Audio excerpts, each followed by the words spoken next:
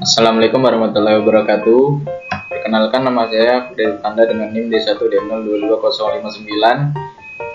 Di sini saya ingin sedikit menjelaskan tentang proses penyerapan air pada tanaman dengan mata kuliah fisiologi pohon dengan dosen pengampu yaitu Ibu Jenny Romondang MSI.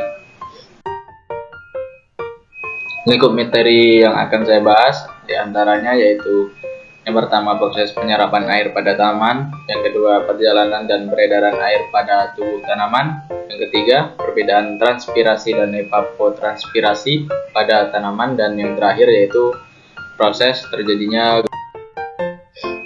Yang pertama yaitu proses penyerapan air pada tanaman. Penyerapan air oleh akar tanaman.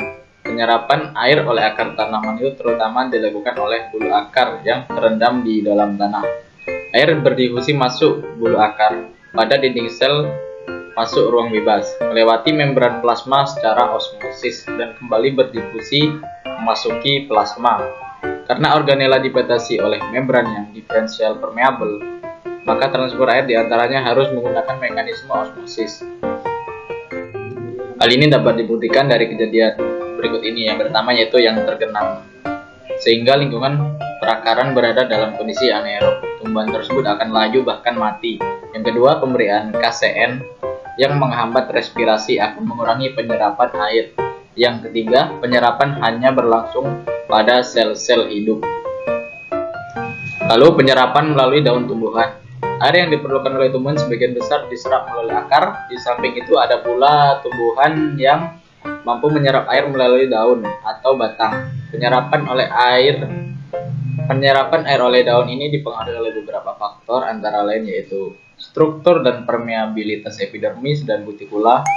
Yang kedua, ada tidaknya trikoma di permukaan daun. Yang ketiga, mudah tidaknya permukaan daun itu untuk dibasahi. Yang terakhir yaitu defisiensi air dalam sel-sel parenkim daun. Selanjutnya yaitu perjalanan dan peredaran air pada tubuh tanaman. Yang pertama yaitu air diserap oleh rambut-rambut akar, kemudian air masuk ke dalam sel epidermis melalui proses secara osmosis. Selanjutnya air akan melalui korteks, dari korteks air kemudian melalui endodermis dan perisikl. Selanjutnya air masuk ke jaringan xilem yang berada di akar. Setelah melewati jaringan xilem yang berada di akar, dia akan diangkut melalui xilem batang dan melalui xilem daun dan akhirnya berakhir di daun guna untuk proses fotosintesis. Selanjutnya itu perbedaan antara transpirasi dan evapotranspirasi pada tanaman. Evapotranspirasi adalah perpaduan dua proses, yaitu evaporasi dan transpirasi. Evaporasi adalah proses penguapan atau hilangnya air, tanah dan bahan-bahan air atau abiotik, sedangkan transpirasi adalah proses keluarnya air dari tanaman biotik akibat proses respirasi. Kombinasi antara dua proses yang saling terpisah, di mana kehilangan air dari permukaan tanah melalui proses evaporasi dan kehilangan air tanaman melalui proses transpirasi ini disebut evapotranspirasi. Jadi evapotranspirasi itu adalah gabungan dari proses evaporasi dan evaporasi dan proses transpirasi. Yang selanjutnya yaitu gutasi. Gutasi ini merupakan proses akibat dari absorpsi air yang tinggi akibat dari tekanan akar yang tinggi. Kemudian kelebihan airnya akan dikeluarkan melalui stomata ujung daun atau hidatoda, sehingga air hanya berada di ujung-ujung daun tanaman. Yang selanjutnya yaitu gutasi. Gutasi ini merupakan proses akibat Jeff dan Eddie sedang menyiram tumbuh-tumbuhan di kawasan sekolah.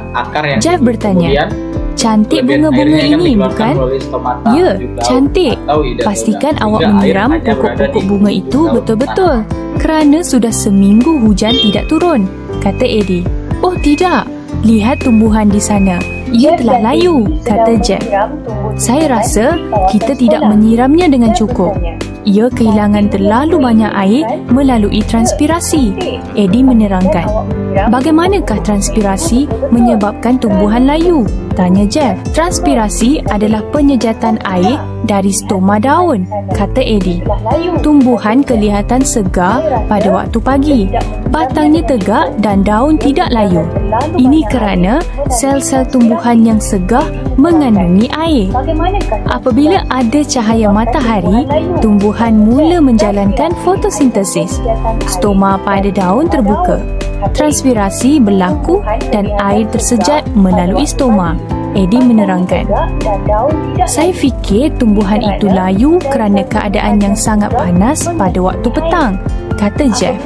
Ya, pada waktu petang yang panas, lebih banyak air tersejat. Jika tumbuhan itu tidak dapat menyerap air yang cukup melalui akar, tumbuhan layu kerana sel-sel menjadi flasid, kata Eddie.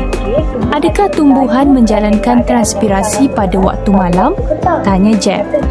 Jeff, pembukaan dan penutupan stoma menentukan sama ada transpirasi berlaku atau tidak. Pada waktu siang, stoma terbuka. Pada waktu malam, apabila fotosintesis tidak berlaku, stoma tertutup. Eddie menerangkan.